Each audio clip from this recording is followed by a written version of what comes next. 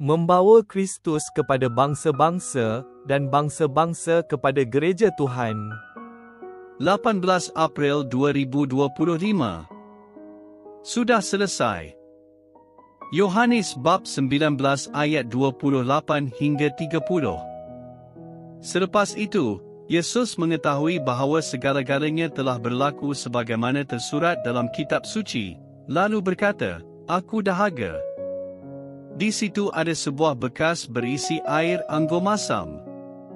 Setelah Yesus menerima air anggur masam itu, dia berkata, "Sudah selesai."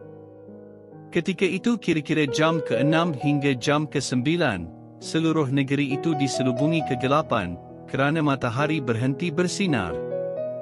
Tirai yang tergantung di dalam bait suci pun terbelah dua. Yesus berseru dengan kuat, "Ya Bapa, aku menyerahkan rohku ke dalam tangan-Mu." Setelah Yesus berkata demikian, dia pun menghembus nafasnya yang terakhir. Perkataan-perkataan yang singkat dan ringkas, "Saya dahaga." Sudah selesai. Yesus dalam keadaan nazak dan hampir tidak dapat bernafas. Namun begitu, dia masih boleh mengatakan perkara yang penting. Dia meminta air anggur masam yang akan menggenapkan nubuatan terakhir dalam kitab Mazmur 69:21. Dia akan menyerahkan rohnya ke dalam tangan Bapa yang mengasihi dan mengutusnya untuk menjadi juru selamat kita.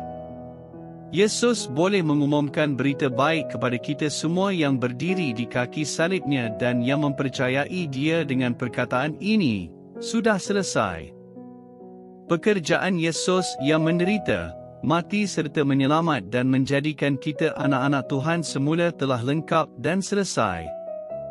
Iblis telah dikalahkan dan hamba-hambanya sudah dibebaskan. Malah, kematian akan dimusnahkan kerana kebangkitan Yesus ialah acara seterusnya. Kita mempunyai bahagian di dalamnya. Dalam kasih-Nya yang maha besar, Yesus telah mengikat kita begitu erat kepada diri-Nya sehingga kematian kita menjadi kematian-Nya dan kebangkitan-Nya menjadi kebangkitan kita. Kita tidak boleh berpisah dengannya. Mulai sekarang, ke mana Yesus berada, kita akan berada bersamanya. Oleh kerana Yesus hidup, kita akan hidup. Yesus ialah kehidupan kita yang abadi. Kita berdoa, "Bapa Syurgawi, terima kasih, Bapa atas pemberian anak-Mu sebagai kehidupan kami." Amin.